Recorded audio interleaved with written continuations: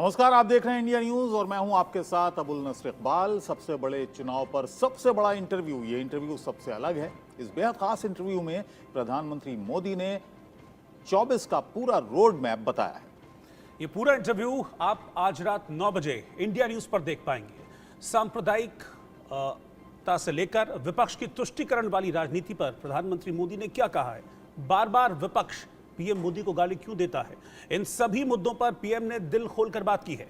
और साथ ही गरीबों को लेकर क्या है पीएम मोदी का प्लान, ये पूरी बात आप आज रात इंडिया न्यूज पर 9 बजे देख पाएंगे। लेकिन इससे पहले पीएम मोदी की खास बातों को लेकर हम विस्तार से चर्चा करेंगे और समझने की कोशिश करेंगे कि पीएम की रणनीति का धरातल पर कितना असर हो रहा है।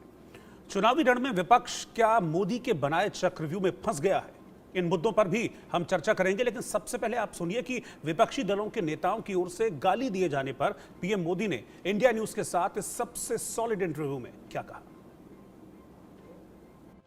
इस चुनाव में भी मैं देख रहा हूं कि वो सिर्फ मीडिया स्पेस एक्वायर करने के लिए रोज नए नए प्रयास कर रहे हैं, चाहे वीडियो निकालते हो या कुछ ऊटपटांग बयान करते हो या किसी के साथ कुछ नॉर्मली नहीं करते ऐसा व्यवहार करते हैं।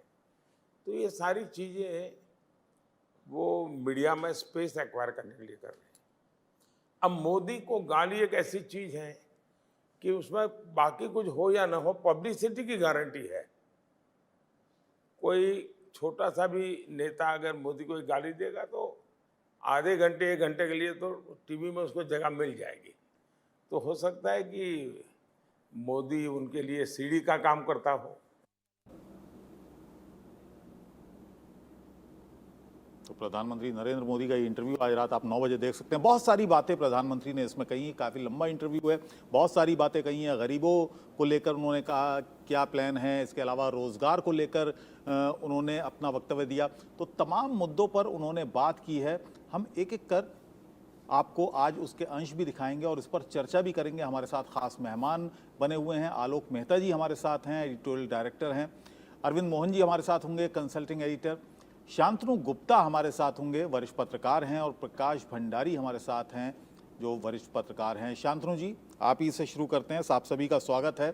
प्रधानमंत्री ने जो कुछ कहा है ये आपने सुना, ये हमने छोटा सा एक बयान उनका सुनवाया आपको।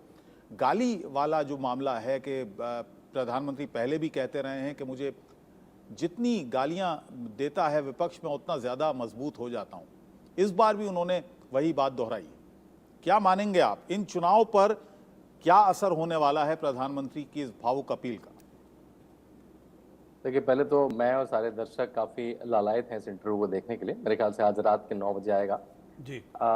देखिए, एंटी मोदिज्म मतलब मोदी का विरोध करना पिछले 10 साल में एक इंडस्ट्री बन चुकी है और बहुत सारे लोगों का पेट पलता है। जैसा नरेंद्र मोदी ने, जो मैंने बाइट सुनी उसमें कहा भी, और हम बहुत सारे लोग देखते हैं केवल विरोध के लिए विरोध करते हैं।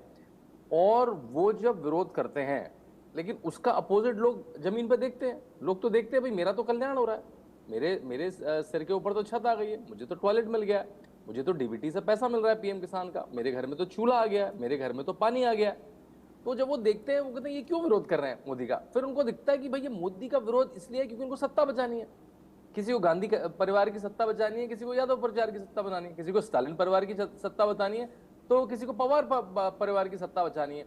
तो जब लोग उसे देखते हैं कि भाई वो जो राहुल गांधी बोल रहे हैं, अखिलेश यादव बोल रहे हैं, वो तो वैसा स्थिति है ही नहीं। मेरा तो जीवन पिछले 5 साल में, पिछले 10 साल में बहुत ज्यादा इंप्रूव हुआ है। तो जब वो मिसमैच होता है तो वो एंटी मोदिज्म जो इंडस्ट्री है वो केवल यूट्यूब के व्यूज तो दे देती है, ट्विटर के व्यूज तो दे देती है, वोट नहीं दिलाती है। तो मेरे ख्याल से वही प्रधानमंत्री कहने की कोशिश कर रहे हैं। लेकिन हाँ, इंतजार रहेगा पूरे इंटरव्यू का। आलोक जी, हमने देखा है कि जो बात प्रधानमंत्री मोदी ने इंडिया न्यूज़ के इस इंटरव्यू में कही, वो बात हमने धरातल पर भी देखी है। बहुत सारे नेता हैं, अब सबका नाम तो मैं नहीं लूंगा, लेकिन हमने देखा है कि इंडिविजुअल अटैक, पर्सनल अटैक जिसने भी मोदी को किया है उसको और उसकी पार्टी को नुकसान उठाना पड़ा है। लेकिन इन सबके बावजूद विपक्ष बार बार सेल्फ गोल क्यों करता है, और यही इशारा प्रधानमंत्री ने इस इंटरव्यू में भी किया है। देखिए, ये तो राजनीति में मुझे लगता है कि जैसे हथियार जब चलाते हैं तो हथियार तो नहीं, वाक युद्ध होता है, तब उसमें अब नैतिकता के आधार पर करे, नैतिकता के आधार पर करे। और इसलिए ये मैं कहूंगा कि हो सकता है बीजेपी में भी कुछ लोग इस तरह के आरोप लगाते हों लेकिन जैसा प्रधानमंत्री नरेंद्र मोदी को लगातार, जैसा वो कहते हैं, जो उनका कष्ट भी है, वो मीडिया का भी वो चर्चा कर ही रहे ना, कि मीडिया में चर्चा होती है। देखिए इस समय 10 सालों से कहा जा रहा है वो बात भी करते हैं, इनसे बात करना है उनसे हर बार करते हैं, जितना जरूरी होता करते हैं। और अब दूसरा, शायद इस इंटरव्यू में कहा होगा, अभी मैं भी पूरा देख करके अच्छा लगेगा। देखिए सही बात ये है कि जो प्रतिपक्ष के नेता हैं, जब वो लगता है कि पूरा हमारा बिल्कुल बर्बाद हो गए, कम्युनिस्ट पार्टी जब बर्बाद हो रही थी, तो अब लगभग कहाँ बची है, एक राज्य में बची, केरल में, और थोड़ा बहुत कहीं कहीं नाम दिखाई देता है, बंगाल में जिसको ममता नहीं खत्म कर दिया, वरना वो तो नारे मुर्दाबाद जिंदाबाद, इसके अलावा कुछ गाली ही देते।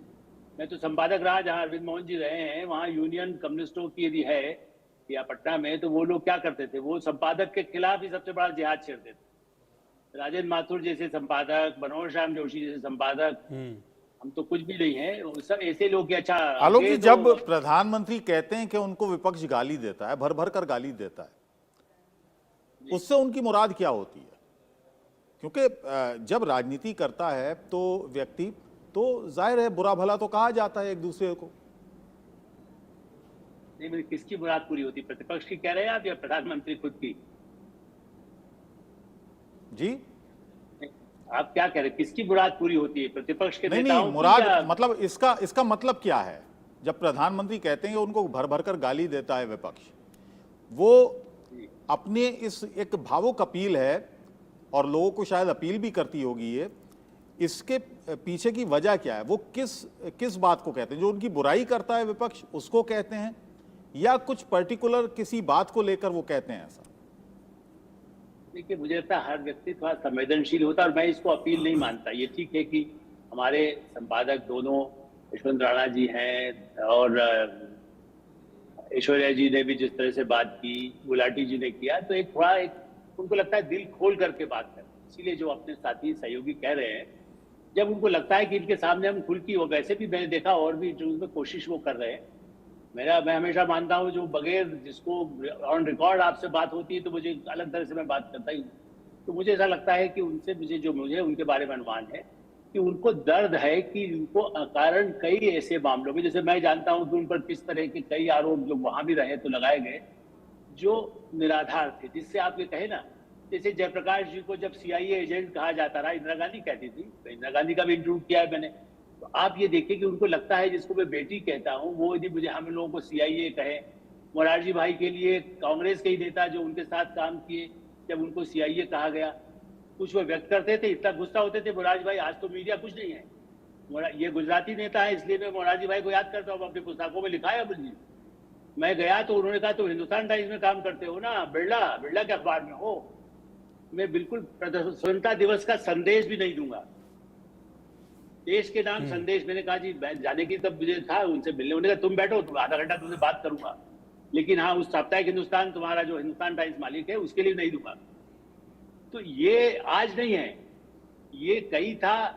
और जहां तक इस तरह की बात है कि मीडिया में ऐसा कह करके, अभी जो आप चर्चा भी कर रहे थे कि वो कहने से इस समय कह रहे हैं मीडिया जो है कुछ विरोध में है जो उन्होंने जिक्र किया, सही बात यह है कि मैंने तो देखा है इंदिरा गांधी के जमाने में 100 रुपए लेकर देश के बड़े बड़े अखबार के ब्यूरो चीफ खबर छापते थे, हमारी फोटोकॉपी लेके, कार्बन कॉपी होती थी तब, मैं नाम भी बता सकता हूँ, बोलूंगा नहीं, कुछ तो दुनिया में नहीं रहे। इसलिए ये सब जो होता, आज खरीदने वाले ज्यादा, पहले खरीदे जाते थे, वो आदत पड़ी हुई है।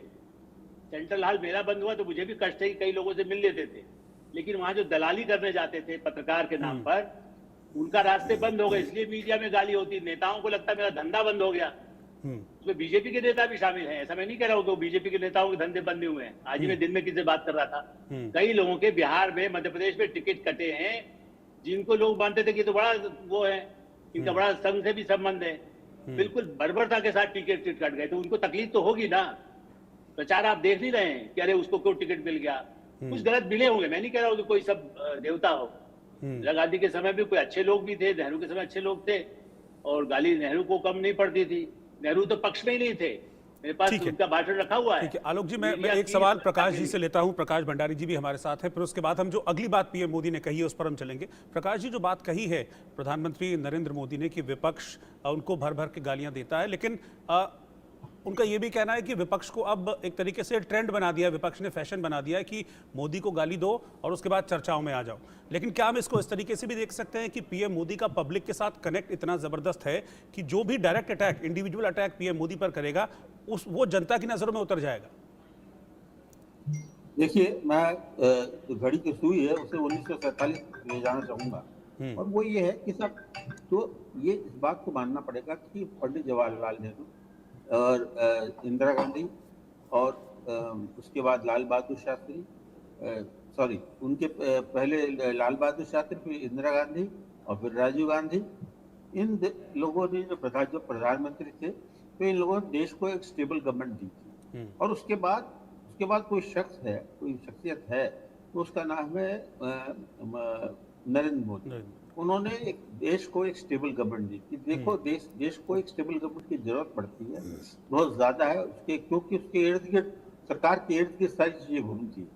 तो इस बात के लिए तो मैं जरूर कहूँगा। लेकिन मोदी जी जो आए दिन नेहरू परिवार और परिवारवाद पर जो बात कहते हैं, ये कई बार हम लोग को पसंद नहीं है। उसका कारण ये है कि जो नेहरू गांधी परिवार का योगदान है, एक आदमी जो इंग्लैंड के स्कूलों में पढ़ा, जिसका स्कूलिंग जो है वो इंग्लैंड में हुई, फिर शिक्षा उसकी हुई, वो भारत आकर के जहाँ 14 साल जो आदमी जेलों में रहा हो, 14 साल जेल, जो आपके मोदी जी शायद एक दिन भी नहीं रहे होंगे, 14 साल जिस आदमी ने कहा, उसके लिए ऐसे हल्के शब्दों का प्रयोग करना ठीक नहीं। अच्छा, फिर देश के जो उनका विजन जो था, आधुनिक भारत की का जो उनका विजन था, आप देखिए ना, 47 देश आजाद हुआ, 53 के अंदर, 2053-54 के अंदर तो भिलाई की जो इस्पात के कारखाने से जो है की चिमनी से धुआं निकल गया था। तो आप ये देखिए कि कितना विकास हुआ था, और ऐसी स्थिति में हुआ था जब कम्युनिकेशन के साधन नहीं थे, संचार व्यवस्था बिल्कुल। प्रकाश जी, एक और मुद्दे पर आते हैं। क्या क्या प्रधानमंत्री ने कहा है, हम छोटे छोटे अंश दिखा रहे हैं उसके। पूरा इंटरव्यू तो 9 बजे आप देख सकते हैं, इंडिया न्यूज़ के पूरे नेटवर्क पर आप देख सकते हैं। इसके अलावा जो उन्होंने कहा है वो भी हम बता दें। पीएम मोदी ने विपक्ष के सांप्रदायिक एजेंडे को भी इंडिया न्यूज़ के साथ खास बातचीत में एक्सपोज किया। क्या उन्होंने कहा, ये आपको सुनवाते हैं।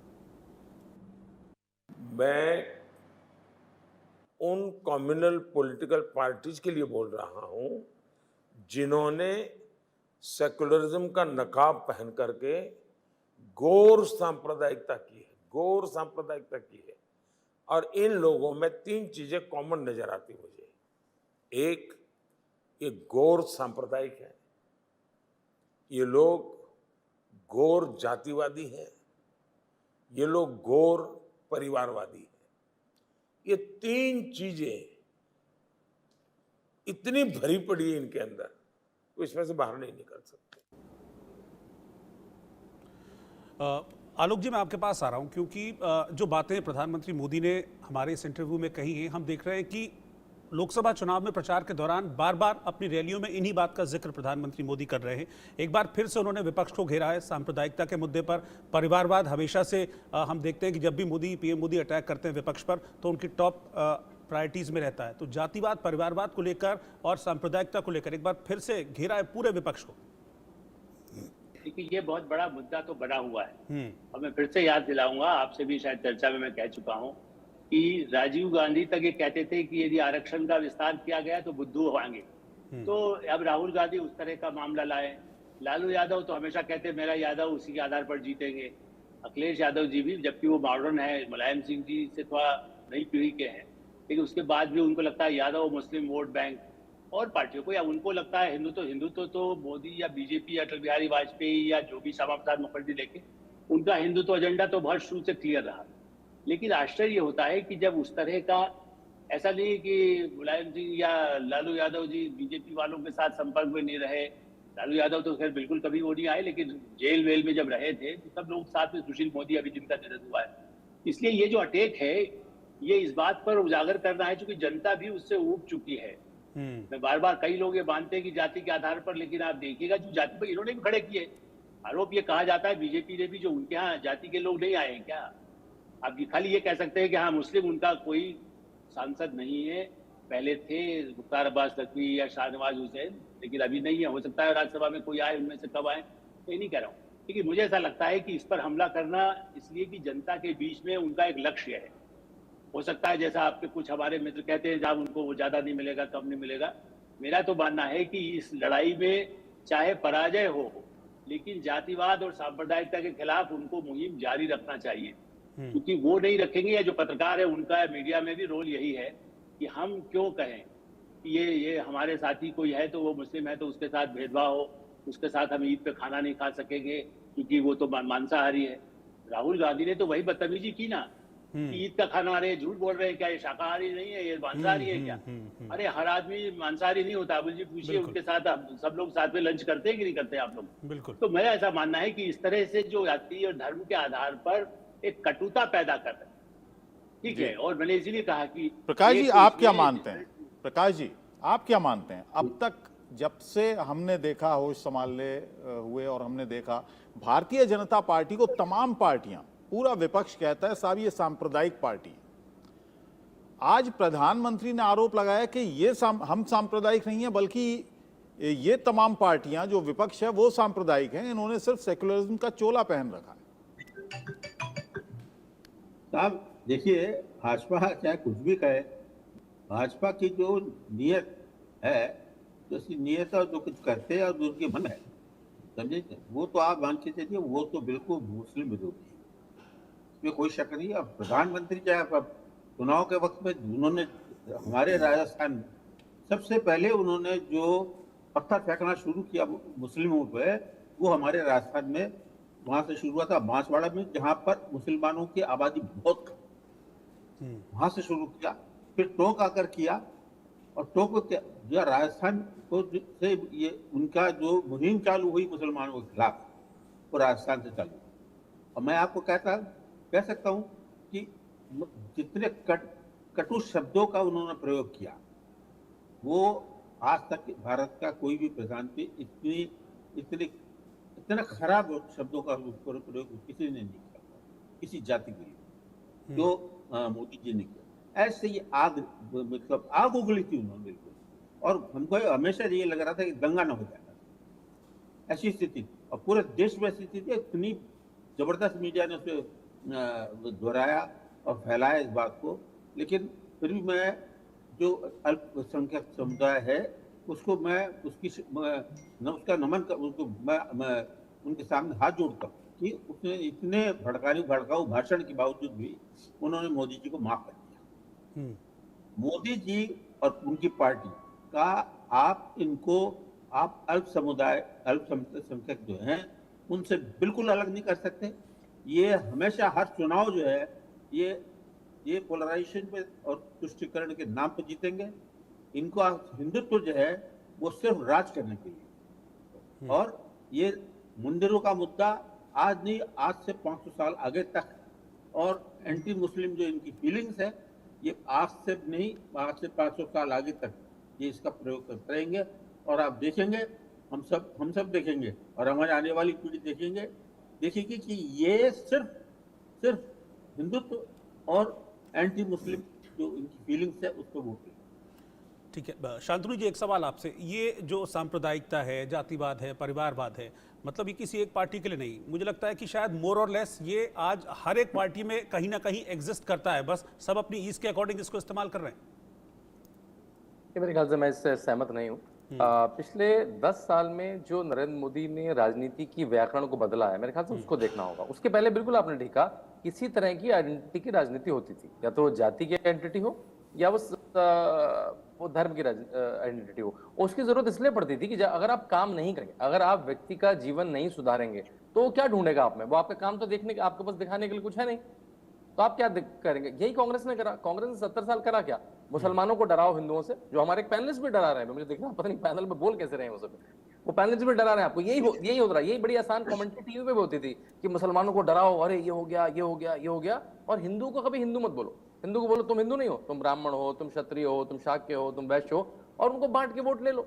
नरेंद्र मोदी ने ग्रामर को चेंज कर दिया। नरेंद्र मोदी ने वोटर को कंसोलिडेट कर दिया। अब वोटर इसलिए वोट करता है क्योंकि उसके सिर पे छत आ गई है, क्योंकि उसके पास टॉयलेट आ गई है, उसके पास डीबीटी होता है, क्योंकि और उसमें हिंदू मुस्लिम नहीं है। अगर मैं यहाँ से मेरठ पहले 4 घंटे में जाता था, अब आधे घंटे में जाता तो मुसलमान भी जाता है। जी, अगर अब प्रकाश जी भारत में कुछ कह रहे 75 एयरपोर्ट हो गए तो मुसलमान के लिए भी हो गए। प्रकाश जी अगर संक्षेप अब में जब बताइए, पर हम इंसान को अगले तीन बयान पर अधिकार आएंगे। मिलता है तो हिंदू मुसलमान सबको मिलता है, लेकिन लोग बता रहे हैं कि तो राजनीति खराब कर दी नरेंद्र मोदी ने। अब मैं हिंदू मुस्लिम कैसे करूं, अब मैं सचर कमेटी की रिपोर्ट कैसे कैसे भेजूं? तो ये लॉलीपॉप देते रहे मुसलमानों को, ठीक है, डरा डरा प्रकाश के जी डरा कुछ डरा कहना के चाह रहे हैं डरा आपकी के। बात पर, आपकी बात अब वो पर प्रकाश जी राजनीति कुछ खत्म कहना हो चाह रहे हैं। शांतनु जी, आपकी बात पर प्रकाश जी कुछ कहना चाह रहे थे, संक्षेप में प्रकाश जी कहिए, पर हम अगले बयान पर आएंगे। ये सुनील जी, आप भी मानेंगे कि ये सबसे बड़ी बात है कि जो भाजपा ने रुख अख्तियार किया है वो ऐसा है, इस पूरे देश के लिए, भारतवर्ष के लिए ठीक नहीं, उचित नहीं। मैं आपको बता रहा हूँ कि मोदी जी सबसे अच्छी बात मानता हूँ मैं, वो ये है कि मोदी जी स्टेबल गवर्नमेंट देते हैं। और एक राष्ट्र के लिए देखिए, जापान के अंदर, फ्रांस के अंदर क्या होता है कि वहां पर प्रधानमंत्री बदले जाते हैं, गवर्नमेंट स्टेबल रहती है, प्रधानमंत्री बदल जाता है, कई बार नीति का या किसी तरह का जो तालमेल नहीं बनता है तो वो उसे अलग कर देते हैं। लेकिन भारत जैसी स्थिति में, भारत जैसा देश है, वहां पर स्टेबल गवर्नमेंट देना कोई मामूली बात नहीं मानता हूँ, मैं कहता हूँ बहुत बड़ी बात है। और उसके पहले सवाल यह है कि ऐसी स्थिति, मतलब मोदी जी के पहले जवाहरलाल जी ने दिया था, उसके बाद लाल बहादुर शास्त्री ने दी थी, इंदिरा गांधी ने दिया था और राजीव गांधी ने दिया। 1989 की बात, 89 के बाद जब जनता दल वगैरह सब आए, उसके बाद इंस्टेबिलिटी का जो एक चल रहा था उसको मैं एक विराम लगाया मोदी जी के लिए, उसकी मैं प्रशंसा करूंगा जरूर। क्यों? और 2024 का चुनाव भी मोदी जी जीत रहे हैं और देश को स्टेबल गवर्नमेंट दे रहे हैं, इसकी बात करिए कि मोदी जी के अंदर कुछ बदलाव की आवश्यकता है। और न सिर्फ मोदी जी में, भाजपा के रुख में भी किसी बदलाव की आवश्यकता है। उसका यह कारण है कि जो हमारे 17-18 करोड़ 22 करोड़ जितने भी मुसलमान हैं वो इस देश के लोग ही हैं। उनके लिए, आपके लिए कोई योजना होनी चाहिए, उनके लिए मन में प्यार होना चाहिए जी, सबसे बड़ी बात है। उनके लिए नफरत वाली बात नहीं, उनको इसी देश में रखना है। कैसे आप पालेंगे, कैसे रखेंगे, किस तरह से समझेंगे, इसके ऊपर आप उनके लिए एक योजना बनाए, तो वो आपके साथ जुड़ना चाहेगा। ठीक है प्रकाश जी, हम अगले स्टेटमेंट की ओर बढ़ते हैं, क्योंकि भी एक दो स्टेटमेंट्स और हैं इंपॉर्टेंट जो कोट किए हैं प्रधानमंत्री ने इंडिया न्यूज़ के साथ इस खास इंटरव्यू में, तो उन पर हम चर्चा करेंगे। वो स्टेटमेंट पहले हम आपको दिखाते हैं। खास बातचीत में पीएम मोदी ने राम मंदिर को लेकर कांग्रेस को घेरा है प्रधानमंत्री मोदी ने, साथ ही इकबाल अंसारी की तारीफ की। उनकी तारीफ में क्या शब्द कहे प्रधानमंत्री मोदी ने इस इंटरव्यू में, वो आप देखिए। फैक्ट्स है कि कांग्रेस ने ही इसमें रुकावटें डाली जी। उसके बावजूद भी राम मंदिर का जब कोर्ट का जजमेंट आ गया, सुप्रीम कोर्ट ने एक ट्रस्ट बनाया, वो ट्रस्ट के लोग बाकी पुरानी सारी बातें भूल करके कांग्रेस के लोगों को इनविटेशन देने गए। उन्होंने इस इनविटेशन को ठुकरा दिया। वे लोग इकबाल अंसारी पास के गए इनविटेशन देने के लिए। और मजा ये है कि जो जीवन भर बाबरी मस्जिद का केस लड़ा था, वो इकबाल अंसारी सुप्रीम कोर्ट के वर्डिक्ट का सम्मान करते हुए शिलान्यास में भी आए और उद्घाटन में भी आए। आलोक जी, क्या लगता है, इकबाल अंसारी का यहाँ प्रधानमंत्री ने जिक्र किया और पूरे इंटरव्यू में पता लगा किस कॉन्टेक्स्ट में वो कह रहे थे, लेकिन यहाँ पर उन्होंने जिक्र किया कि पूरी जिंदगी उन्होंने बाबरी मस्जिद का केस लड़ा, बाबरी मस्जिद के वो पैरोकार थे, याचिकाकर्ता थे, और उसके बाद जब सुप्रीम कोर्ट का वर्डिक्ट आया तो वो मिठाई खाने भी आए, वो उद्घाटन में भी आए, प्राण प्रतिष्ठा में भी आए। क्या मैसेज देना चाह रहे हैं प्रधानमंत्री? देखिए, मेरा मानना है कि वो जिस तरह से अंसारी या और भी मुस्लिम समुदाय, जब ये बात हुई थी कि अदालत इसका फैसला कर देगी तब हम कुछ उस पर आगे नहीं कहेंगे, तो एक तो वो कारण है। दूसरा, उस इलाके में आपने अभी कल अपने साथी के लिए इंटरव्यू कर रहे थे, अयोध्या में भी घूम रहे हैं चुनाव के समय में, आप देखिए उस फैजाबाद में, अबुल जी मैं 76 में गया हूँ जब वहाँ खुदाई हो रही थी, जब वहाँ लगभग, जिसको मैं कहता हूँ कई बार कोई कुत्ता घूम रहा है या कुछ ऐसे, बिल्कुल सन्नाटा होता था उस परिसर में भी जहाँ पर बाबरी मस्जिद थी। ऐसी स्थिति में जब उसकी कोई अनदेखी थी पुरातत्व, और उसमें कौन, जिन्होंने बहुत ही प्रगतिशील माने जाने वाले अमृतलाल नागर वहां बैठ के उपन्यास उन्होंने पूरा लिखा, वहां जाके वही हम लोगों को ले गए थे खुदाई। तो वहां का जो समाज है उसको लाभ, मैंने इसलिए जिक्र किया कि तब से मैंने देखा हुआ है वहां जो बदलाव आ रहा है अयोध्या में, वहां समाजवादी पार्टी जीतती थी, वहां बीएसपी जीतती थी, वहां कांग्रेस, बीजेपी नहीं जीतती थी। लेकिन चूंकि उसका कोई उनको ध्यान नहीं दिया जाता था उस इलाके के बारे में, और वो कभी बीजेपी बीच में 2 बार जीती। वहां हुआ यही कि उस इलाके का यदि विकास होगा तो अंसारी हो, हुसैन हो, जितने नाम आप ले लीजिए, और एक मैं कहूंगा भी प्रकाश जी हमारे साथ हैं, बहुत पुराने हमारे साथी हैं। देखिए अहमदाबाद, भोपाल, लखनऊ, ऐसे स्थानों पर जो मुस्लिम, मैं गारंटी से कह सकता हूं, दिग्विजय सिंह भोपाल में हारे, वो प्रज्ञा, मैं उनसे सहमत नहीं हूं जो जीती, लेकिन मुस्लिम समुदाय भी बीजेपी से जब लाभान्वित होता है, शिवराज हो चाहे कोई मुख्यमंत्री हो, वहां भारती का ड्राइवर भी मुस्लिम था। शाहनवाज हुसैन उनके सहयोगी थे जब चुनाव लड़ रही थी 96 में, गया था वहां। शाहनवाज हुसैन मुझे चाय पिलाने सड़क की दुकान पर ले गए। इसलिए ऐसे कार्यकर्ता रहे, और मैं कतई इसको मानने को तैयार नहीं हूं, क्योंकि ये बार बार है कि सबको, हाँ, आरएसएस की एक ही लाइन है कि 98% भारत में पैदा हुए मुसलमान वो भारतीय माने, हिंदू शब्द नहीं कह रहे, वो नमाज पढ़े, चर्च वाला चर्च जाए, वो कहते हैं सब इंडियन माने, ये ना कहें कि हम मुगल गए, हम पाकिस्तान। मैं उसके भी विरोध में हूँ जो कहते हैं पाकिस्तान चले जाओ, चाहे वो गिरिराज जी हो या जो भी मंत्री हो, जब ये कहते पाकिस्तान क्यों चले जाए, भारत में रहे, भारत में पैदा हुए। इसलिए वो गलत है जो कट्टरपंथी हैं। आप कहीं प्रगोड़े को आप देखते हैं कहीं पर कट्टरपंथी ऐसे लोग कहाँ साफ हो गए, पीछे नाम ले रहा हूं मैं, वो हिंदू नेता हैं। मुस्लिमों में जिस तरह के ऐसे कट्टर थे, यहाँ जामा मस्जिद के कितना पैसा गल्फ से ला करके पैसा आता था, मैंने कितनी स्टोरी लिखी है। चर्च के लिए ईसाई मशीनरी को कितना पैसा आता था। यदि वो रुका है, CIA का नाम यदि आज जयशंकर ले रहे हैं, अमेरिकन और वेस्टर्न फोर्सेस का, वेस्टर्न मीडिया का, ये इंदिरा गांधी के भाषण उठाइए, नेहरू के उठाइए, तब भी भारत के खिलाफ षड्यंत्र होते थे। चाहे वो इस्लामिक कंट्री हो, चाहे चाइना हो, चाहे अमेरिका हो, भारत को तरक्की से रोकना चाहते थे। और इसलिए मुस्लिमों के लिए वही सुविधा, बिजली उसको ही मिलेगी, उसको पानी भी मिलेगा, उसको मकान भी मिलेगा। हाँ, आप खाली उसको देंगे तो दूसरा पड़ोसी कहेगा ना कि भाई ये क्या हो सकता है, उसके लिए आरक्षण कानून से खत्म ना हो, पिछड़ों को मिले, गरीब आधार, आर्थिक आधार हो, ये बातें सबको है। अब आपने देखा मराठा सबसे ज्यादा हो सकता है हार रहा हो बीजेपी, मराठा आरक्षण का इशू उसीलिए उठाया गया है शरद पवार ने, वो मराठा क्षत्रप है। उन्होंने प्रतिभा पाटिल का कितना विरोध किया, 20 साल रिकॉर्ड है। आज प्रतिभा पाटिल से पूछ लीजिए जाकर के, मैं 72 से प्रतिभा पाटिल को जानता था। शरद पवार के इस मराठावाद के खिलाफ बाकी लोगों से भी एक छोटा रिएक्शन बाकी लोगों से भी लेते हैं। शांतनु जी, मैं आपके पास आ रहा हूं। ठीक है, ये राम मंदिर का जो मुद्दा जिसका जिक्र प्रधानमंत्री नरेंद्र मोदी ने किया, जब तक सब जुडिस था ये मैटर, हमने देखा बहुत पॉलिटिक्स हुई इस पर, और अपनी इसके अकॉर्डिंग सबने इस मुद्दे पर पॉलिटिक्स की, इसका पॉलिटिकल फायदा उठाने की कोशिश की। लेकिन जब देश की सर्वोच्च अदालत से एक फैसला आ जाता है, तब तो सबको एक लाइन पे होना चाहिए था।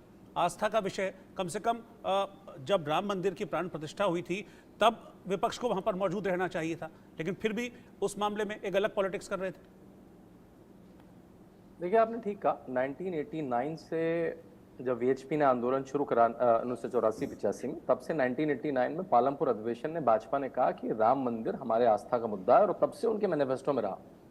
बल्कि बाबरी के ढांचे के विध्वंस के बाद उनकी सरकारें भी चली गई, उत्तर प्रदेश की नहीं, जो अनकनेक्टेड सरकारें थी वो भी चली गई, उनकी हिमाचल की, उनकी मध्य प्रदेश की, उनकी राजस्थान की सरकारें चली गई, लेकिन भाजपा उस टॉपिक से मुड़ी नहीं। बहुत सारे लोगों के लिए वो शायद चुनावी मुद्दा हो, लेकिन भाजपा के लिए वो आस्था का मुद्दा रहा, और उन्होंने परस्यू भी करते रहे। उन्होंने फास्ट ट्रैक कोर्ट के लिए कहा, लाखों डॉक्यूमेंट यूपी में ट्रांसलेट हुए, सारा कंटेंट दिया गया, और वो चुनाव जीते, और कहा कि भाई खून की नदियां बह जाएंगी, ये हो जाए, कुछ नहीं रहा, बिल्कुल चू भी नहीं करी किसी ने। मुस्लिम समाज बिल्कुल साथ में खड़ा रहा, जैसे कहा इकबाल अंसारी तो अंदर मंदिर के अंदर करने गए, लेकिन बाकी लोगों को लगा ये तो हिंदू कंसोलिडेशन हो गया, ये तो जैसे पहले मंडल कमंडल की लड़ाई हुआ करती थी, तो हिंदू कंसोलिडेशन हो गया। जो मैंने आपसे पहले कहा था, क्योंकि हिंदू कंसोलिडेशन कांग्रेस की, समाजवादी पार्टी की, TMC की, RLD की राजनीति के विरुद्ध है। वो अगर 80% हिंदू साथ में आ जाएगा तो उनके पास तो राजनीति नहीं बचेगी। उनका तो राजनीति ही है, मुसलमानों को डराओ, एक कोई कास्ट ले लो, यादव दलित साथ में ले लो, चाह बुलाओ, 30% वोट इकट्ठा करो, सरकार बनाओ। जब इसमें एक चीज और सर मैं जोड़ता हूं, क्या विपक्ष के न जाने का, विपक्ष के न जाने का रीजन आप ये भी देखते हैं कि विपक्ष को ये लग रहा था कि अगर हम चले गए तो ये हमारी हार हो जाएगी और इसका फायदा मिल जाएगा बीजेपी को पॉलिटिकली, फिर मंडल की बात लेके आएंगे। जी बोलिए। अरविंद जी भी हमारे साथ आ गए। अरविंद जी, आपको थोड़ा देर हुई आने में, बहुत सारे विषयों पर हमने बात की। प्रधानमंत्री ने जो इंडिया न्यूज़ को इंटरव्यू दिया है, रात 9 बजे पूरा इंटरव्यू, लंबा इंटरव्यू है, देख सकते हैं, लेकिन उसके कुछ अंश हम दिखा रहे हैं। बहुत सारी चीज़ों पर बोले, और अभी जो हम बात कर रहे थे वो इकबाल अंसारी की बात कर रहे थे, सांप्रदायिकता पर वो बोले, तो सांप्रदायिकता पर आपका भी एक छोटा सा मैं रिएक्शन चाहूँगा। प्रधानमंत्री ने आरोप लगाया कि पूरा विपक्ष सांप्रदायिकता की राजनीति करता है, जातिवाद की राजनीति करता है और परिवारवाद की राजनीति करता है।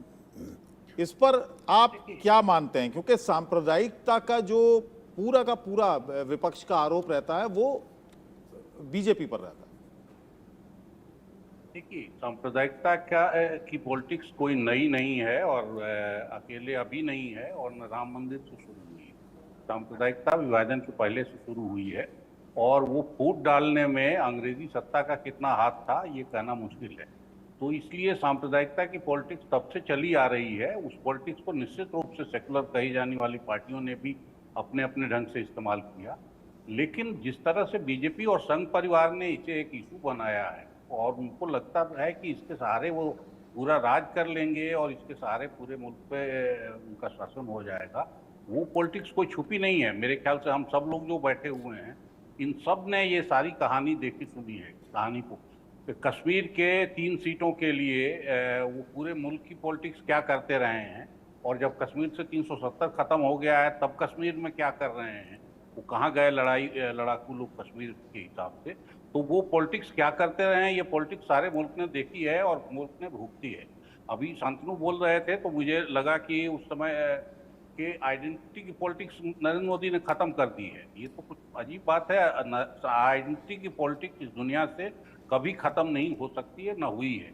और वो आइडेंटिटी खाली जाति की आइडेंटिटी नहीं है, वो कास्ट की आइडेंटिटी है, वो इलाके की आइडेंटिटी है, वो भाषा की आइडेंटिटी है, वो चमड़ी के रंग की आइडेंटिटी है, वो हर किस्म की आइडेंटिटी है। और कब कौन सी आइडेंटिटी किस बात पे भड़क के, इसी अमेरिका में जो हम लोग बहुत जिसकी डेमोक्रेसी का, वो कब ब्लैक एंड व्हाइट किस किस्म से भड़क के सामने आ जाता है, जेंडर की पॉलिटिक्स किस तरह से भड़क के सामने, सारी आइडेंटिटी आप खत्म थोड़ी कर देंगे। और डेमोक्रेसी की ये खूबसूरती है कि वो सबको साथ लेकर चलती है, सबको बराबर वेटेज देती है। लेकिन डेमोक्रेसी की ये गड़बड़ भी है कि सोसाइटी को बांटने वाली जितनी भी चीज़ें हैं, जितने भी दरार हैं जिनको नेता अपने हक में इस्तेमाल कर सकते हैं वो इस्तेमाल करते हैं। और हमारे सामने हो रहा है कि जाति की पॉलिटिक्स भी उसी के लिए होती है, मजहब की पॉलिटिक्स भी अपने यहाँ उसी के लिए हुई है। आज के तारीख में अब जेंडर अभी उस तरह से अपने यहाँ जेंडर की पॉलिटिक्स हुई नहीं है, लेकिन जेंडर उस पॉसिबिलिटी पे है, दलित पहचान उस पॉसिबिलिटी पे है। हमने देखा कि अम्बेडकराइट ग्रुप किस तरह से रोहित वेमुला के सवाल पे उभरा, लेकिन उसको दरकिनार कर दिया गया क्योंकि उस समय फिर उनकी आइडेंटिटी का सवाल इतनी मजबूती से नहीं उभरा। तो आइडेंटिटी की पॉलिटिक्स खत्म नहीं होती है। आइडेंटिटी की पॉलिटिक्स हमारे पॉलिटिशियन इस्तेमाल करते रहते हैं और सोसाइटी की घटनाएं भी उसको बल देती हैं। जब हम सब ओर से जाति भूल के दिल्ली में बैठे हुए हैं तब भी हमारी जातीय पहचान, हमारी क्षेत्रीय पहचान, भाषाई पहचान, हमारी जेंडर की पहचान खत्म नहीं हुई है। तो इसलिए ये कह देना कि आइडेंटिटी की पॉलिटिक्स उभारने का काम भी पॉलिटिशियन करते हैं, उसका इस्तेमाल भी करते हैं और फिर जात पे न पांच पे और वोट पड़ेगी हाथ पे का नारा दे के इंदिरा गांधी दोबारा वापस भी आती है। वही नरेंद्र मोदी आज फिर अब ये बात भी बोलने लगे हैं, हालांकि इसमें उनको एक रिएक्शन अरविंद जी, एक रिएक्शन इस पर मैं प्रकाश जी से भी ले लूं, फिर हम जो अगला रिएक्शन है पीएम मोदी का, अगली बड़ी बात जो उन्होंने कही है उस पर हम चलेंगे। आप कह रहे हैं कि हमारी जाति पहचान खत्म नहीं हुई, मैं तो मानता हूं कि हमारी खत्म हो गई है। ऐसे लाखों लोग हैं और युवा खास करके, ये कहना अरविंद जी, आप ये कह रहे हैं कि हमारी जाति पहचान खत्म नहीं होगी, नहीं, खत्म हो गई। ठीक है, ना क्षेत्रीय पहचान, आलोक जी ना क्षेत्रीय पहचान खत्म होती है ना जातीय पहचान खत्म होती है। मैं थोड़ा सा असहमति रखता हूँ, ना क्षेत्रीय पहचान खत्म होती है ना जातीय पहचान खत्म होती है, और यहाँ तक कि जबान की जो लैंग्वेज है उसकी पहचान शायद खत्म नहीं। देखिए मैंने जब अपनी बात कही थी मैंने कहा था कि उसके आधार पे वोटिंग करना, प्रेफरेंस में वेटेज बहुत कम हो गई है। पहले केवल हुई है इस पे करती थी और ये कांग्रेस की आसान सी राजनीति थी। अब वो वेटेज में जाती नहीं जाती, बिल्कुल ठीक है, आइडेंटिटी नहीं जाती है, लेकिन उसके बेस पे वोट करना की वेटेज बहुत कम हो गई। ये नरेंद्र मोदी को श्रेय हमको देना पड़ेगा भारतीय राजनीति। ठीक है, एक रिएक्शन प्रकाश जी से। प्रकाश जी, राम मंदिर के मुद्दे पर भी मैं आपसे रिएक्शन इसी पर ले रहा हूं। जो सुप्रीम कोर्ट से फैसला आया राम मंदिर को लेकर, क्या आपको ऐसा लगता है कि विपक्ष ने उसको एक पॉलिटिकल डिफीट की तरह लिया और यही वजह रही कि जब राम मंदिर की प्राण प्रतिष्ठा हुई तब विपक्ष नहीं आया, और उसके बाद भी अब तक भी हम देखते हैं स्टेटमेंट्स आते हैं, कोई कहता है कि बेकार राम मंदिर बनाया, कोई कहता है कि अधूरा बनाया, ना जाने क्या क्या किस किस तरह के शब्दों का इस्तेमाल करता है विपक्ष।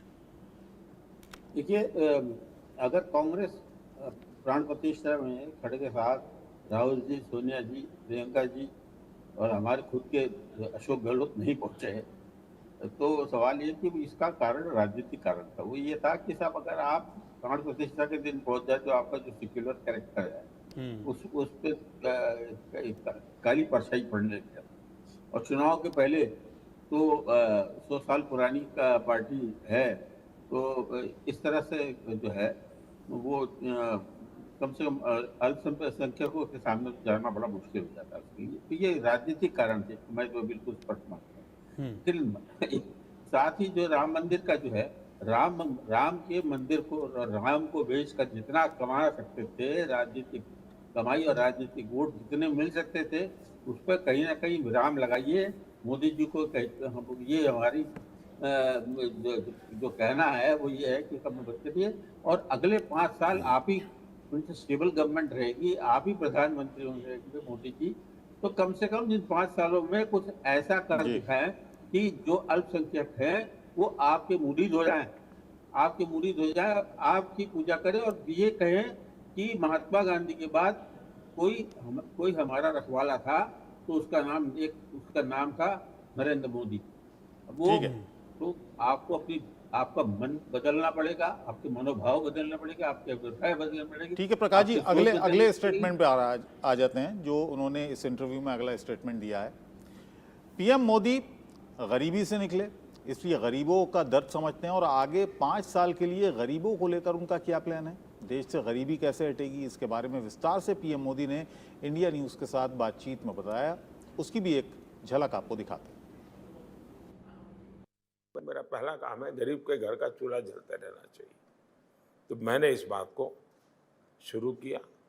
मैंने नेक्स्ट 5 ईयर के लिए भी कहा, इसलिए कि जो गरीबी से बाहर निकलता है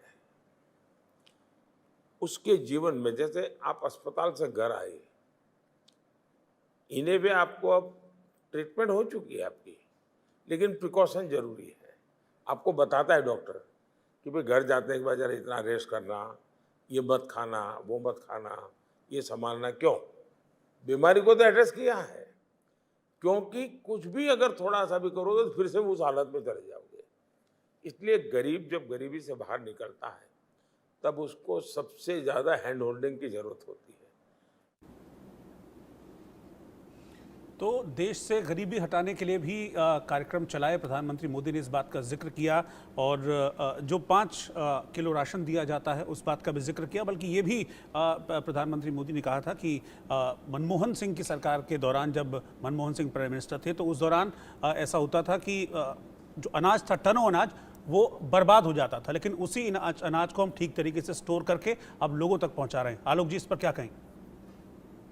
देखिए, ये सही है, यूपीए मनमोहन सरकार के समय ये कानून बना जो आपका जो इसको कहते हैं जीने का अधिकार या खाने का अधिकार, और इस दृष्टि से ये योजना, लेकिन हाँ इम्प्लीमेंट, मैं अभी भी कह रहा हूँ, चाहे वो नेहरू इंदिरा गांधी की पॉलिसी हो, मनमोहन सिंह की पॉलिसी हो, उदारीकरण के लिए नरसिंह राव की पॉलिसी हो, अमेरिकन पॉलिसी हो कि रशियन पॉलिसी हो, ये सही है कि देखिए इस तरह की चीजों का एक उसका इम्प्लीमेंटेशन, मैं मान रहा हूँ 80% अभी भी सही नहीं होगा, लेकिन 80% को जो मिला, या जैसे अभी चूल्हे की बात कर रहे थे, मेरे जैसे लोग जिनकी माँ चूल्हा में खाना बनाती थी, या जहाँ शौचालय नहीं था, जहाँ हम रहे, जहाँ सड़क नहीं थी, ऐसे लोग उस दर्द को समझ सकते हैं कि उसका बनना कितनी बड़ी बात है। उसके बाद भी अपेक्षा तो बढ़ती जाती है।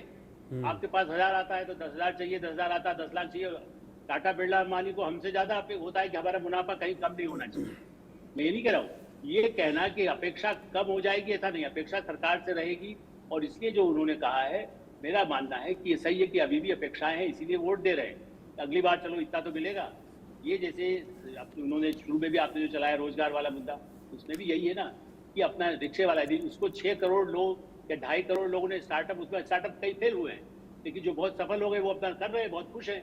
कोरोना काल में गड़बड़ हुआ, उसके बाद अभी बीच में साल भर पहले जो लोग बहुत क्रिटिकल थे, जो छोटा छोटा काम कर रहे हैं, जो आपका वेबसाइट बनाना और डिजिटल का काम कर रहे हैं, वो इतने खुश है, कहते हैं बहुत अच्छा हमें काम बिजनेस मिल रहा है। तो ये सब चलता रहेगा। मैं इस पर नहीं कह रहा हूँ जीते हारे, लेकिन जो एजेंडा है गरीबी हटाओ, वो इस तरह से, यदि उसको 20,000 का लोन मिलता है, वो किसी 20 लाख से ज्यादा फायदेमंद है, क्योंकि उसने अपनी दुकान या अपने उसके लिए 50,000 का जो लोन मिल रहा है, वो रोजगार से ज्यादा जरूरी है। रोजगार में तो कल उसको कुत्ते की तरह निकाल के फेंक देते हैं। आज के नए सिस्टम में मनमोहन सिंह ने मुझे कहा कॉन्ट्रैक्ट सिस्टम होगा तभी ठीक होगा, इसलिए मीडिया में तब से आया, सारे फील्ड में आ गया, प्राइवेट सेक्टर में भी आ गया, 3 साल का कॉन्ट्रैक्ट होगा, गेट आउट। वो सुविधा, वो कम्युनिज्म नहीं है। इस जर्मनी क्यों इस देश से मिला? मैं रहा हूं ना उस समय जर्मनी में, उसके बाद इसलिए हुआ कि बर्बाद हो गए यूनियनबाजी में। रशिया की हालत और कई है, चीन की हालत में भी, वहां भी सड़कों पर पड़े। सैन फ्रांसिस्को में सड़कों पर जितना रह रहे, दिल्ली में सड़कों पर नहीं रह रहे। मैं आज आपको गारंटी से कह रहा हूं, आपको वीडियो दिखा सकता हूं। कल मेरे परिवार के सदस्य होकर आए, इस साल में 4 बार गए हैं। तो प्रकाश जी, क्या लगता है, क्या वाकई चीजें आसान हुई हैं गरीबों के लिए? आप बताइए।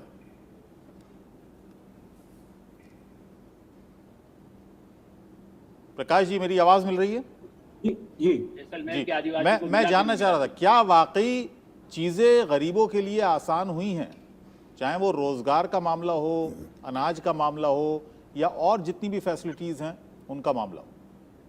देखिए, सवाल मनमोहन सिंह की जो सरकार थी, तो मनरेगा जो ऐसी योजना है, मनरेगा की योजना के एक परिवार के लोगों के लिए एक मतलब निश्चित एक धनराशि उनके परिवार को जाती है।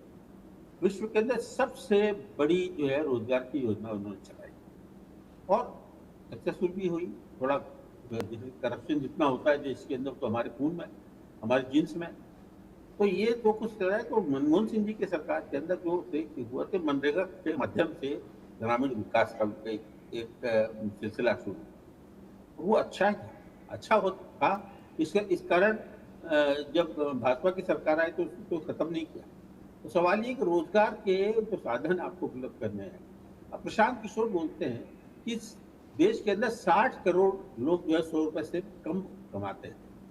अब आप बताइए, जब 60 करोड़ लोग 100 रुपए से कम कमाते हैं, तो मोदी जी ने इन 60 करोड़ के लिए क्या किया 10 साल में, और आगे 5 सालों में क्या करने वाले हैं? उसकी सरकार आने वाली है, निश्चित तौर वही बनने वाले हैं। मैं बार बार यही कहना चाहता हूँ कि आप जो देखिए, एक स्थायी सरकार है, एक स्टेबल गवर्नमेंट, वो आप 10 साल आपको मिली, उसमें आपने गरीबों के लिए कुछ नहीं किया। गरीबों की संख्या ये है, प्रशांत किशोर की माने तो 100 रुपए 60 करोड़ लोग ऐसे हैं जो 100 रुपए भी नहीं कमाते। तो आप किस गरीबी के हटाने की बात कर रहे हैं? और अगले 5 सालों में आप रहने वाले, आप प्रधानमंत्री रहेंगे, आपकी सरकार वही रहेगी, आपकी सोच रहेगी। आपका अधिकांश समय, आपकी जो सोच है वो उसमें लिखती है हिंदुत्व, राम मंदिर और ये सब बात। आप उस गरीबों के लिए सोचिए, गरीब को गणेश माने, उनके लिए कुछ करें।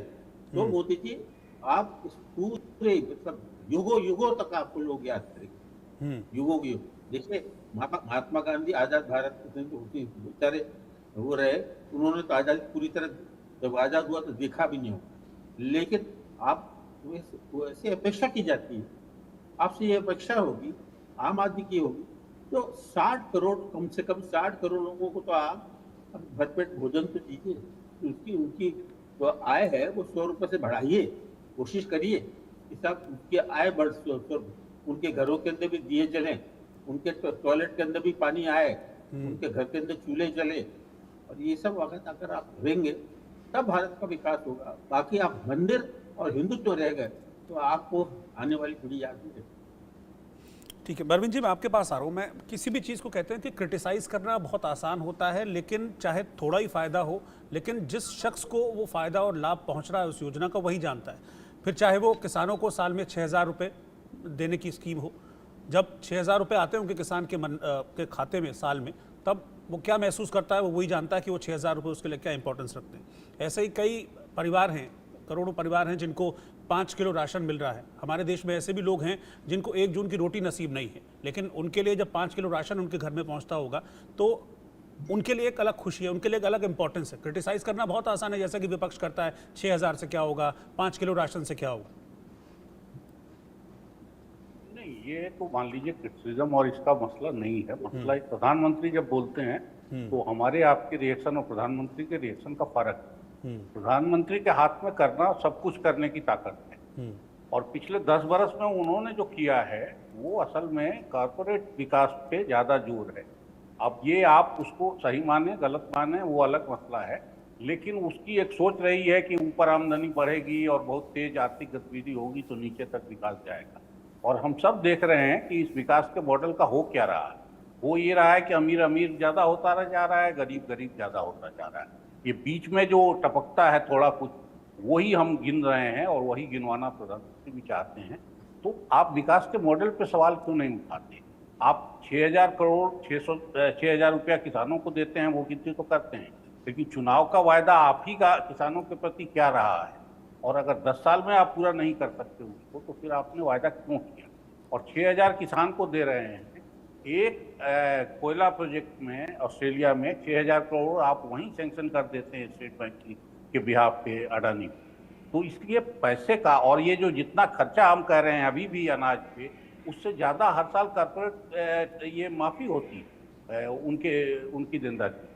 तो इसलिए आप सब पॉलिसी तो चलाएंगे उनके भले की, और चाहिएगा कि आपको गरीब नवाज कहा जाए। आप गरीबों के चूल्हा, और बात कितनी खूबसूरती से करते हैं क्योंकि वो सब चीज़ें देख के आए कि मरीज निकल के आता है तो उसको हमको समय केयर कर।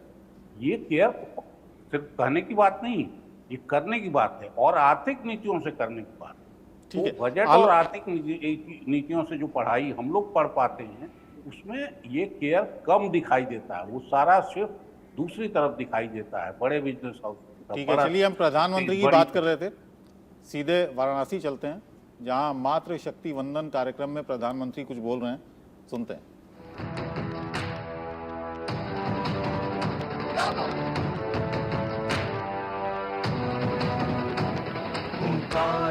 भरो भरो धरा का हित करो करो, बाप से लड़ो लड़ो, आगे तुम बढ़ो बढ़ो।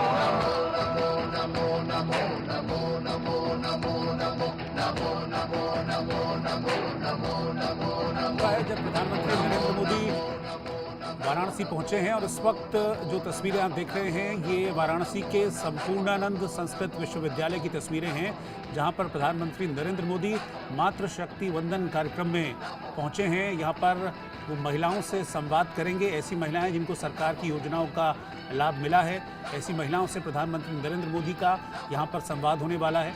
इससे पहले 13 तारीख को प्रधानमंत्री नरेंद्र मोदी ने वाराणसी में रोड शो किया था, और 14 तारीख को वाराणसी में नामांकन किया था, क्योंकि वाराणसी उनका लोकसभा क्षेत्र है और तीसरी बार वो वाराणसी से चुनाव लड़ रहे हैं। तो 14 तारीख को उन्होंने नामांकन किया था, और उसके बाद एक हफ्ते के अंदर दूसरी बार प्रधानमंत्री नरेंद्र मोदी इस वक्त काशी में हैं, वाराणसी में हैं।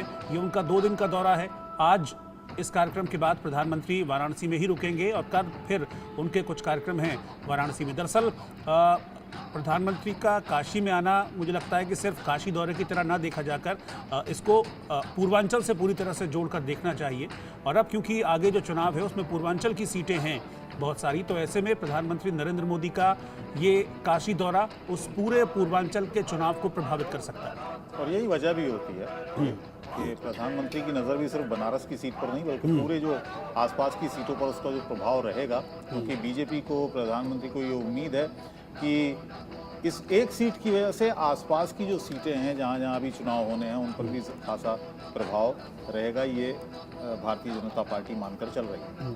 साथ में योगी आदित्यनाथ भी हैं, और पीएम मोदी और सीएम योगी, आप देख रहे हैं कि इस समय संपूर्णानंद संस्कृत विश्वविद्यालय में मातृ शक्ति वंदन कार्यक्रम, नारी शक्ति वंदन कार्यक्रम, जिसमें हिस्सा लेने के लिए प्रधानमंत्री मोदी पहुंचे हैं। और एक और चीज़ है अबुल, हमने देखा है कि पिछले कुछ वक्त में, चाहे वो उत्तराखंड का चुनाव हो, यूपी का चुनाव हो, या फिर 2019 का लोकसभा चुनाव हो, हमने देखा है कि जो भी बीजेपी का वोट परसेंटेज बढ़ा है उसमें एक मेजर शेयर जो है वो महिलाओं का है। और इसलिए अब हम देख भी रहे हैं कि महिलाओं को महिला सेंट्रिक बहुत सारे कार्यक्रम और योजनाएं भी सरकार शुरू करे, जैसे हेलो सखी वगैरह इस तरह के कार्यक्रम हैं। आज उनसे रिलेटेड संबंधित महिलाएं भी इस कार्यक्रम में हिस्सा लेने वाली हैं। ज़ाहिर अलग से योजनाएं सरकार ने चलाई, उनको हाईलाइट करने के लिए, और अब चुनाव का, क्योंकि चुनाव चल रहे हैं तो ऐसे में और ज़्यादा उसको हाईलाइट किया जाएगा। तो ये एक बड़ी वजह है। बनारस, क्योंकि प्रधानमंत्री का चुनाव लड़ रहे हैं प्रधानमंत्री यहाँ से, और आसपास की सीटों पर भी जो असर पड़ेगा, जैसा कि उम्मीद करते हैं भारतीय जनता पार्टी के नेता, प्रधानमंत्री खुद भी ये उम्मीद कर रहे होंगे कि बनारस का असर और उत्तर प्रदेश के और सीटों पर भी पड़ेगा।